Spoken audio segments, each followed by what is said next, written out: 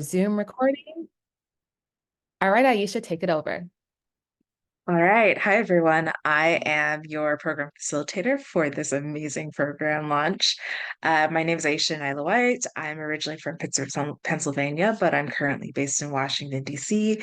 But I work on a variety of public art programs across the East Coast in the United States. I specifically specialize in working with underrepresented communities who are stepping their foot into new career pathways, specifically helping artists get into public art, larger scale exhibitions. And I also work with the TILA Studios agency as the creative operations director, which is what brought me here to this program with y'all. So I'm really excited. And we're partnering with the BeltLine. So I'm going to pass it over to Natalie Jones to talk a little bit about that. Awesome. Thank you, Aisha. Good evening, everyone. Welcome, welcome. My name is Natalie Jones, and I oversee the BeltLine Business Solutions Office. For those of you who do not know what that is, this is a new office that was launched about 2 years ago, and it's an office that focuses on providing tailored services to businesses that are scaling. And so why are we partnering with TILA Studios on a art accelerator? So one of the capstone offerings from the Business Solutions Office is a business accelerator called BeltLine Business Ventures. And that is a 10-week program that focuses on, it's industry agnostic and focuses a lot on providing small businesses with the tools that they need to scale and locate their businesses in physical locations around the Beltline Loop within the Beltline planning area. And this is a pilot that we're doing for the artist community. And the reason why we're doing this is, as Tiffany mentioned earlier, is to make sure that our artists are equipped with the tools that they need to be able to present themselves in the best light when they are going out for public art opportunities. And then we also want to make sure that the artist community and creative economy really understands that they are their own business, right? So when you go out and you're presenting your artwork for public art opportunities, we really want you to see yourself as not only an artist, but also a entrepreneur as well. So the curriculum really focuses a lot on the two components of those two particular things. And with that, I will turn it over to, I think, Tiffany now. Yes, ma'am. And then I'll hand it over to Aisha. So Aisha will just now lead the rest of the presentation and go over some key dates so you all are prepared and know what's up and coming. So we're at the launch of the application. We just opened it on March 27th, and we're at our first informational session today. So hopefully we get a lot of the questions that you'll have about the application covered. But if not, you'll have a second opportunity on April 28th to join us again and ask further questions. We'll go over this presentation again and do our best to support y'all as you fill out these applications. The applications do close on April 30th at 11:59, so make sure you give those final questions on the 28th. And we plan to send out notifications to all applicants by May 20th with a program start date of June 4th.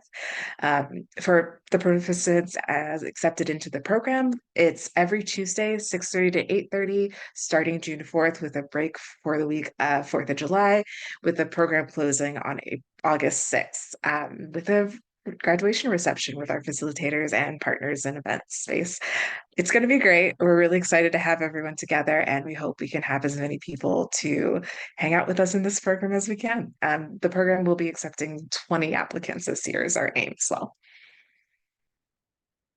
All right, curriculum preview. Just so y'all get a better understanding of what we're trying to do with this program and really see the scope of what we're going to be engaging with through the curriculum. After orientation, where you really get to know each other and your practices, we'll start to talk about your creative entrepreneurship journey, as well as like how public art can play a role in expanding your career, but also providing another avenue for revenue generation. There are pros and cons to public art. In dealing with municipalities, but it does typically provide larger funding for artists, and it creates a direction for them that we're hoping is successful for all of you. The next section we'll talk about research is key in ideation to production for your projects, really exposing artists to how we can really dig down in our applications to really provide site-specific installations, how we translate our mediums, whether you're a painter who wants to do large-scale sculptures, and how do you think about the production of that, and how do you expand outside of your current skill set to build out that team to do that work. And we hope to meet with local fabricators and other artists that have had that journey along the way as well. After that, we'll do documentation, portfolio development, which is central to all artist careers. I'm sure many of you are familiar with this part already, but we're really going to go into what parts of documentation are key to expanding your portfolio. How do you document parts of your practice that are not sculptural or public art based that will show that your skill set still is applicable to lots of different situations, and how we can approach different ways of documenting the impact and community engagement of projects to really get a well-rounded view of like the different ways you can approach what this like big category documentation really is, and how to get what you need for your portfolio as you develop through different projects. After that, we have ethical community engagement, which is a soft spot of mine. I absolutely love teaching this workshop to really think about the ways in which we are impacting communities through public art. How are we informing the community? How are we involving them in our creation process? How are we getting feedback? How are we making sure people know what's happening? We'll do a couple case studies. I know we can all think of bad and good public art installations across the United States, and we can dissect them to think about, okay, how can we improve our practices to really like not fall into these bad PR happenings and bad community engagement things. So really excited about that one. Um, on the sixth week, we're going to be doing writing and winning RFPs and proposals, which is really the key. So, really taking all the things that we've taken, creating our ideas, creating our production plans, developing our portfolios and our community engagement plans, and really putting it into an application and how to create these site specific responses. You can have a larger body of public artwork, but how do you create it so this city wants it and also this city, and you're replicating things without all being the same? Uh, and yeah, how do we really win? How do we select a right RFP for ourselves, which is another area, and just really getting into the different ways we can give you feedback on your current portfolios and develop your projects moving forward. Uh, the seventh week is everyone's favorite, contract negotiations and lawyers. We have a really amazing team, especially for people who have not interacted with lawyers before. Contract negotiation for public art is on a different level, and really throughout my career of working with different artists have noticed that this is definitely a jumping up point of like exposure, negotiating with governments and municipalities and larger organizations as we expand our practices. So how do we work through that? And then after that, we go through personal budgets and project management tools, talking with different types of public art managers and how they approach their practices of creating these projects, managing the timelines. How do we create a budget template? And then we will close with graduation and presentation of the proposals. And by proposals, I mean, we're hoping that throughout this journey, you will be developing your own projects that you would like to see come to fruition that you can then go off and apply to public art projects with feedback from all of our facilitators through the course of the 8 weeks, which is going to be really great. And alongside of that, each presenter in each week is going to come with like a packet, a booklet of resources and materials that you will take home with you. We're hoping to have as much in-depth, like on the grounds, kind of like sheets and checklists that you can take with you into your next projects moving forward. And really, as you can see, a lot of this stuff is applicable outside of public art career. So really trying to think about artists as entrepreneurs as a whole, as Napoli mentioned. And next Awesome. slide. Thanks. All right, let's look at these application questions. This part, we really wanted to go through these because I think we don't want people to be afraid of the application, and really know about which parts are more important. The beginning part of this application is really your general personal information, name, address, identification, gender, identity, nationality, ethnicity, all those kind of things that we'll collect as general data. There's not really a disqualifying section in these general questions, so just answer them honestly. It's not going to affect your application, but it will affect your qualifications if you do not answer them correctly. Next page. Business insight question. This section in particular, we do not want people to be afraid of. This section is for us to figure out, like, where is everyone's starting point? Where is our community needing more support? Is everyone already have their business registered? Do we need to skip that section? And just so we can see how we can further develop the program to fit and tailor the needs, and also assess, okay, are we getting the right people who need the support in the program? So this section, when we get to the rubric, you'll see how it's graded. But again, do not be afraid of how you respond to these questions. It's not a like right or wrong answer. We're just trying to collect the data about where are you starting from on your journey into the public art world. Next page. Okay, yeah. And continuing more of the business insight questions, uh, financial records, do you have a separate bank account for that? Is sort of what that's alluding to. Have you filed taxes for earned income from your art practice? Have you consulted or hired an accountant to help with financial management of your business? Are you familiar with the process of obtaining necessary permits or licensing? Again, if you have not experienced this, please answer honestly. It's not going to affect your application. Natalie, did I go over your part? I'm sorry. No, this is great. I just wanted to quickly jump in and say one of the reasons why we wanted to make sure that this was a part of the curriculum.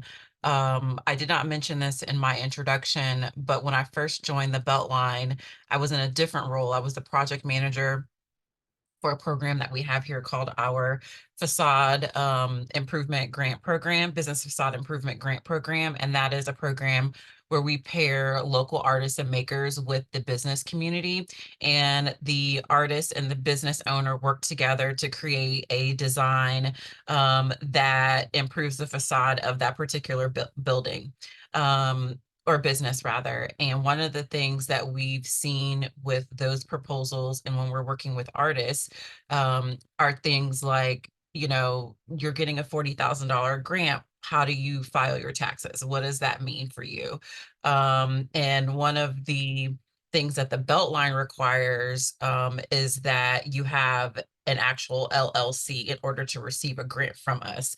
So again, we want to pour into the creative economy and make sure that anyone that is wanting to do, public art across the United States or in the Beltline, that they are equipped with those central business centric components of their business so that they are well prepped to be in the best position that they can as they're going out for public art pieces.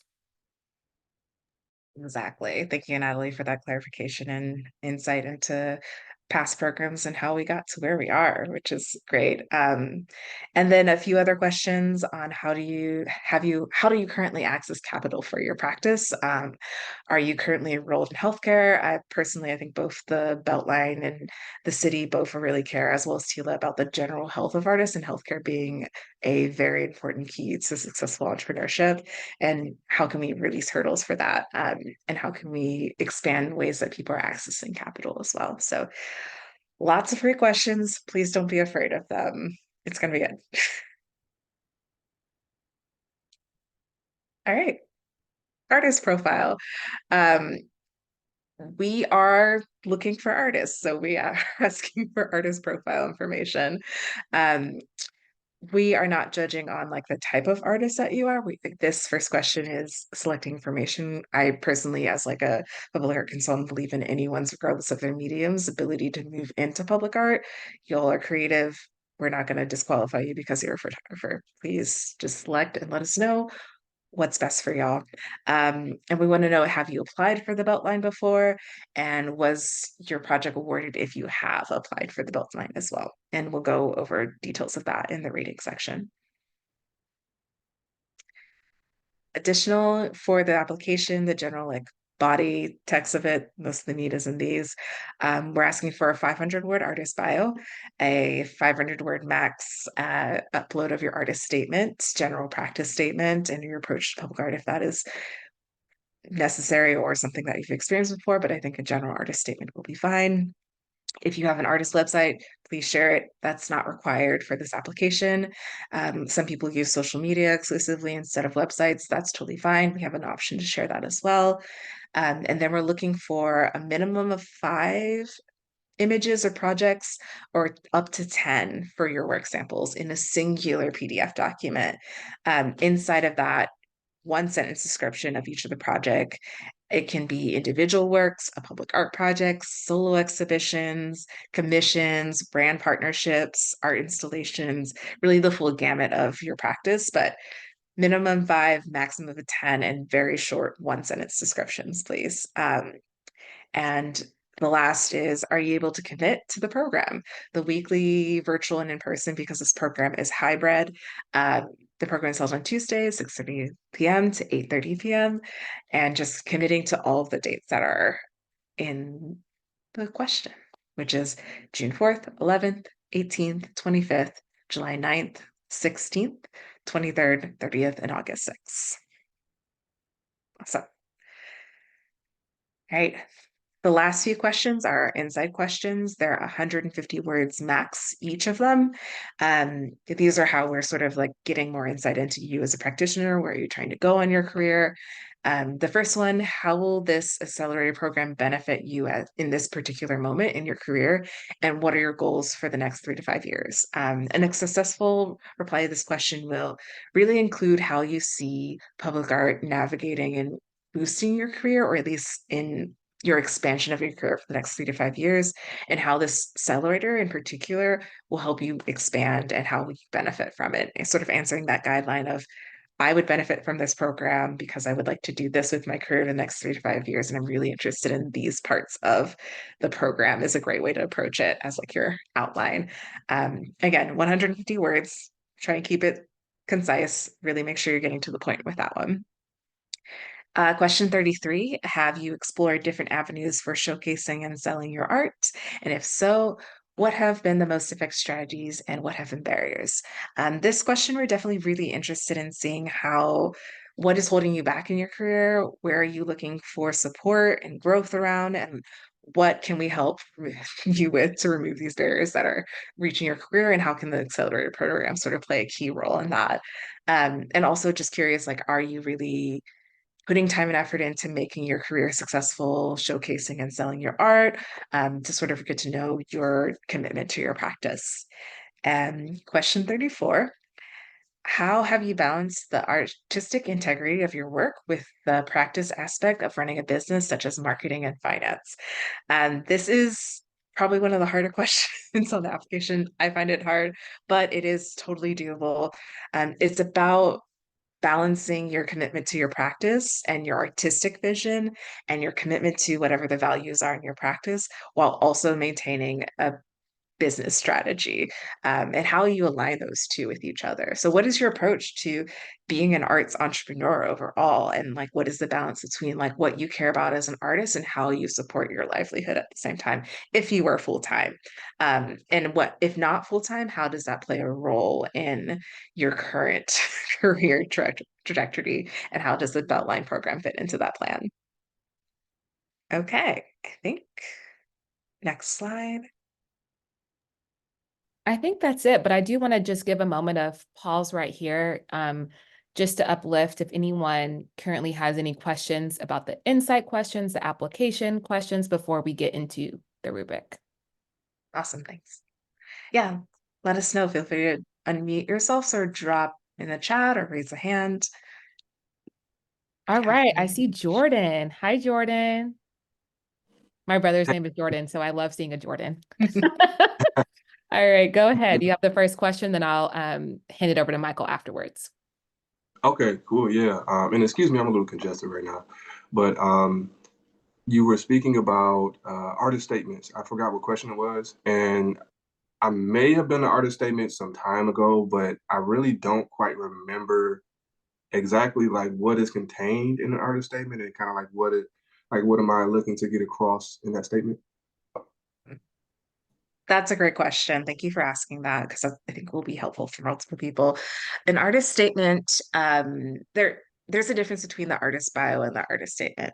And I'll use this example to sort of clarify. Artist bio is like where you've shown, what your practice is, what's your medium, and like where you're going with your career. Artist statement is more about the nature of your practice, like what drives you, what is you passionate about, why are you intrigued and drawn to these mediums? Myself, I have an artist practice. My bio says I'm a social practice artist based in Washington, D.C. I went to these schools and I'm interested in these three topics and I work in these mediums. My artist statement for me talks about my background, my immigrant background, my interest in immigration and identity as a politic in the United States, and how I'm social practice and I interweave organizing as a part of everything that I do. So really like sort of separating the two into this is the factual stuff about my career and this is like actually what's driving my art practice. Does that answer your question? Yes, yes. And I guess I can try to summarize to make sure I understand. So essentially, the bio kind of represents what you've done, your experiences, and things like that. And the statement is kind of like almost like the focal point of your creative works, or like what kind of, I guess, motivates or inspires you to create in the way that you do, if that makes sense. Yeah, and Yes, I can that's add some exactly. color. Yeah, I can add some color too. So just to give you two simple questions to answer, your artist bio is what you do, and then your artist statement is why do you do it, right? So what you do, giving an overview of who you are and what you've done in your career to achieve those things and where you went to school. And then your artist statement is why do you do what you do? What is the inspiration? Who are you inspired by?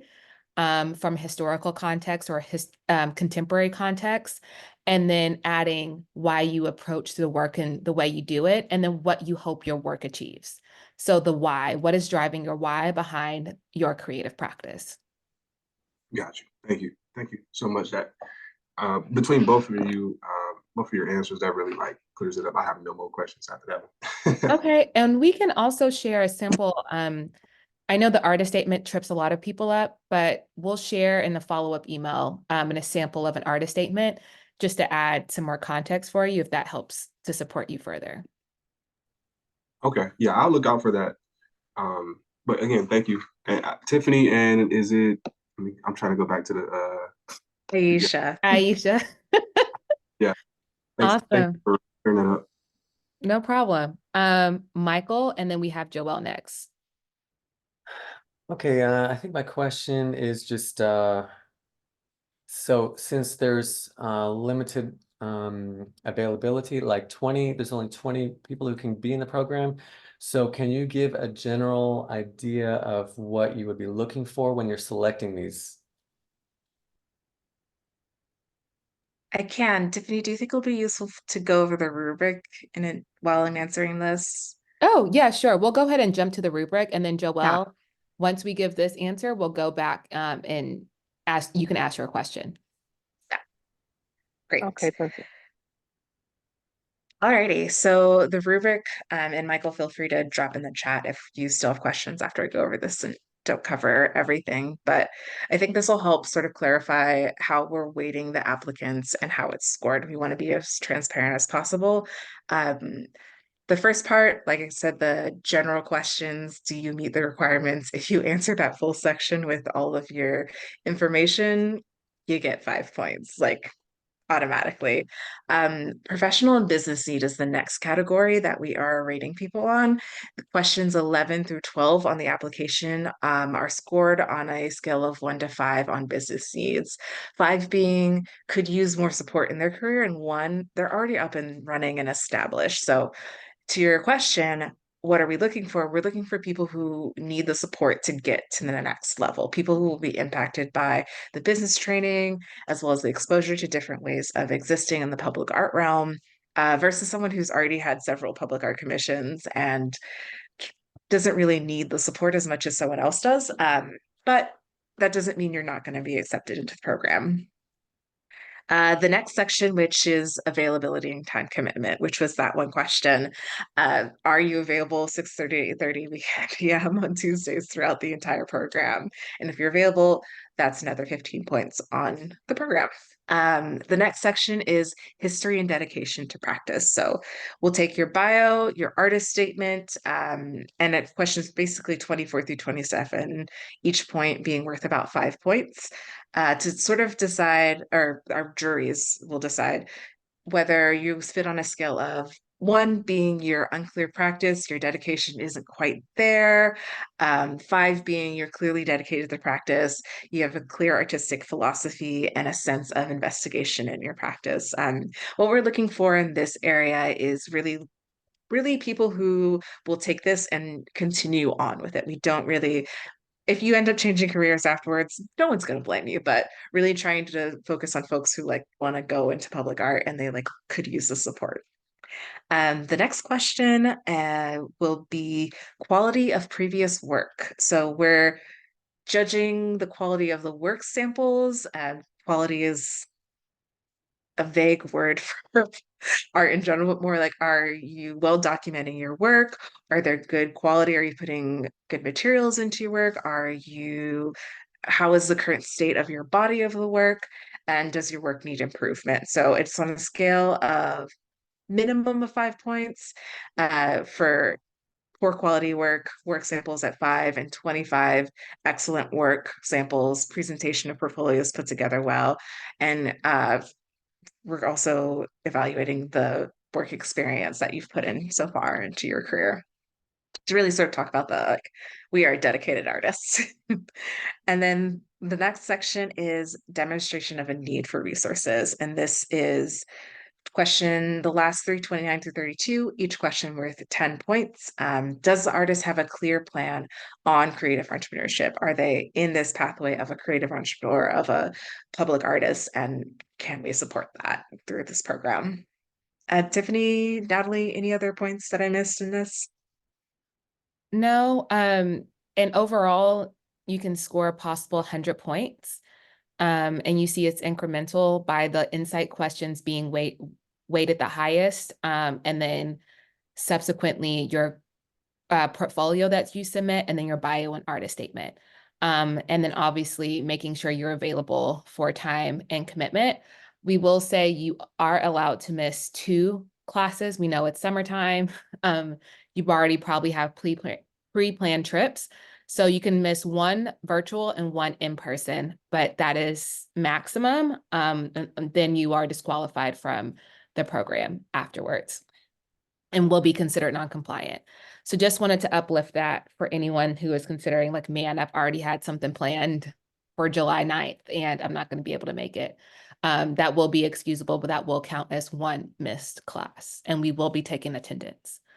So I'll stop right there, but I'll hand it over to Miss Joelle, who can ask her question. And then Michael, I will hand it back over to you, so I see your hand is re-raised. Hi, everyone. I am an artist, but I'm coming back into the field. I'm multidimensional, so I've done things from interior design, upholstery, photography, but right now I'm in a collage place, but I'm also still researching more work that I'm trying to get into. So when you speak of the part about how established I am, that's tricky for me because I'm still in a learning process. But I have images, I have things like that, but I just don't understand how well versed I have to be for me to be a part of the program as far as the art goes, because I'm constantly learning. Yeah, I think emerging, learning, transitioning at all stages is acceptable. I think established might be the wrong way to approach it. Apologies if I use that word. It's more about your commitment to the practice. I think if there's a direction that you see yourself headed in and you can point to other artists or bodies of work that you would like to include, specific mediums that you're interested in interacting with that really show like you're committed and you're headed in a direction, I think that would help the application, as well as not necessarily like you've shown at big galleries. It's more just you have a continued creation of work, regardless of the medium. If you're moving around, I feel like interior design is definitely applicable to public art, but just documenting it and be able to communicate your body of work story. Okay, and I just wanted to also mention that I am 56, so I hope that's okay too. Yeah, totally. Okay, great. Intergenerational. Yes. Okay, thank you all. No problem. Thanks, Joelle. And then I'll hand it over to Michael.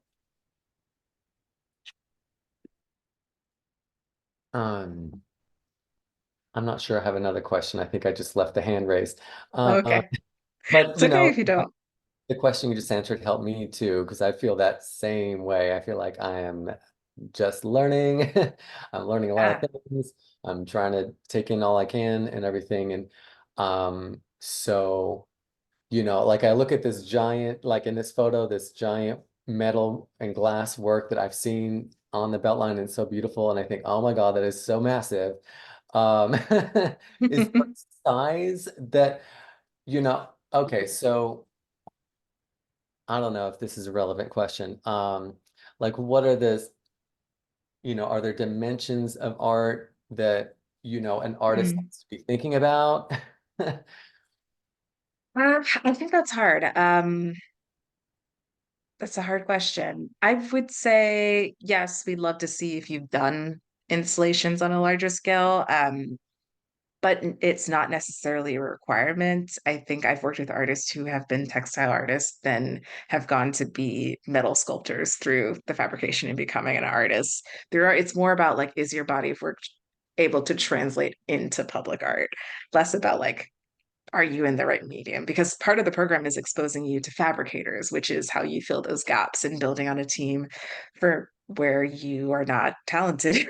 And personally, like I cannot build things in metal, but I have like an extensive list of fabricators who can help me um, build out whatever the project is that I need to do next. So yes, so not about necessarily like you've done public art before, you've done this tall sculpture, more about like you see the direction in which your practice can be translated into public art and expanded with the help of this program. Okay, so with this program, we would potentially have, you said fabricators, so people who are making the thing and we're designing it mostly. Well, this program doesn't have an output of a public art sculpture, just a proposal, but we would basically help you understand how to create a team out of people. If you, let's say, you wanted to build a tall metal sculpture, you had the design idea, you had the direction. How do you hire engineers, a metal sculptor, and get city permits to actually make that happen and sort of fill that gap and understand the process of creating large scale public artwork? Um, so we will introduce you to the process of vetting and meeting fabricators, as well as we're actually going to go to a fabrication place, fingers crossed, to learn more about that process. Great Great. response. Yeah, and I think Natalie and Aisha uplifted this earlier, but demystifying part of the public art process is like, how do I make something this big? How do I translate my art practice and make something this giant? And it can be very intimidating, but there's a repertoire of experts that do this for a living. And that's the beauty of it. You can have the idea, but you can build a team that can actually make that idea a reality. And so when we talk about the research to ideation and production, that's what we're talking about. It's like, how do you have an idea and then translate it to a sustainable public art that's going to last year over year and engage with, you know, pedestrians and people who maybe frequent that area. So don't be intimidated. It's like, I don't know how to build this. We're going to show you that it's not as hard as you think. You really just have to have the idea and know how to actively engage with the community to bring that idea to life. And then what is the permitting process? What is the contracting process to make that happen? So don't think public art is not for you. It is for everyone. So we really want to demystify that and equip you with that knowledge on how to do that. I see a few other hands raised. Aura, A-U-R-A. I hope I said your name right. Hi, you can ask the next question. Hi, yes, it's Orly. I know the hyphen throws everyone off. It's Oh, okay. I'm hyphenated too, but I don't go by Tiffany Latrice, but I'm Oh, Tiffany okay. hyphen Latrice, so I get Okay, you. good. Good. I love meeting other hyphenated people. So I'm not an artist. I work with bunches and bunches of artists and have for the last decade up here in Lawrenceville and Gwinnett County. And I was first introduced to this type of program at the Creative Placemaking Summit 2 years ago in North Carolina. The Triangle Artworks, they do something up there, and I was so excited when I learned about it because my background is working with artists, but primarily because of my corporate and business background in my own career, I found myself having to answer these questions and help them, and that turned into my niche. So I was unbelievable. You can imagine how excited I was when I saw that the BeltLine is doing this, because you're the perfect people to do this. And I am so excited on behalf of artists throughout Georgia or anywhere else who can get into this program. So if you need a cheerleader in every one of these information sessions, you just tap me and I'll come in. I was curious though, because of my interest in the program, but I'm not an artist, if it's possible, or if you might consider letting me audit it without taking up a space. Because a lot of I feel like this is something that you could expand, or this type of program we could expand throughout the Southeast, especially Georgia, starting with what you have there. Oh, thank you so much for coming to this and talking to us, and for your appreciation for the program. I think we'll have to get back to you on that. I'm definitely interested in talking with you because as a administrator of like consultant for individual artists and public art, there needs to be more of us. So definitely hear what you're saying and need to spread this information as wide. Um, can you give us some time to sort of think about Oh, that? But would you be interested in, I'll put my email in the chat and you can email me and we can schedule time to talk. I would love to. And of course, the real reason I'm here tonight, not just to show appreciation, is because I want to spread the gospel. I want to share this with as many of the artists that I work with now here in Gwinnett. Because over the last few years, they're just hungry for something like this. And especially now, we just completed an art mural here in Lawrenceville by artist Leah Abakian. In our conversations 2 days ago, she's just like, we have so much going on in Atlanta. And I said, I know. And I said, I need my artists to be connected to you. So I want to spread the gospel and maybe have some of the Gwinnett artists and my Lawrenceville artists apply, and possibly maybe one or two could get into your program. Thank you. Yes. Yeah, no, thank you. Please spread the word as much as you can. We're excited to really get this program going. Awesome. Thank you. Thank you so much, Aurelie. Did someone else have their hand raised as well? Anyone else? Okay, awesome. We have 15 minutes left. If there's any other questions, we'll give you all a few minutes. This recording will be available online. We will share the link and we will publish it and be a public link. So for those of you who have friends or if you want to share it, anyone that thinks that there's a friend or someone that could benefit from this program, please get the word out. We do hope this application is not intimidating, that you can do it in one sitting. And then I will also say that just to let you know, the platform in which you're submitting your application, you cannot save it. So we give you, and in the email, we included a link to the application kind of document. So please download it, fill it out handwritten, or create a PDF doc on your computer or another Google Doc where you're writing out all your answers, and just do and upload your application in one sitting. So you cannot go back, you cannot save it. And so if you have any questions about that, I did not include the email to further ask questions, but it's bbvarts@atlantabeltline.org. And I will drop that general email in so you can just direct your questions there. Natalie, or Aisha will be checking that inbox week over week. And so we'll be making sure that we get back to you within 24 to 48 hours. Jordan, I see you have your hand raised, so I will hand it over to you. Yeah, so just curious, I know this program doesn't like result in an installation or like installment or something like that. But I was wondering, are there any programs coming up where people, or where the BeltLine or the city of Atlanta actually like they are looking for artists in like some type of upcoming program or something? Yeah, I'll hand it over to Natalie if you want to give some color to that, or if you have any feedback in regards to that. So your question was if there are any opportunities for art installations on the BeltLine. Is that correct? Yes. Yes. As I mentioned in my previous comments, we do have the Business Facade Partnership Grant, and that program will be coming back online here within the next few months. So we will be doing a call for artists for that. And then we also have Art on the Atlanta BeltLine. And I actually don't know when there will be a call for applications for that particular program. I know Vicky is on the line. Vicky, do you know when we're going to do a call for Art on the Atlanta Beltline? She may not be in a position to speak. Yeah, unfortunately, I don't know. Okay. But Jordan, we'll get that information and be sure to get back to you on that. But I do know that the Business Facade Partnership Grant will be coming online within the next few months.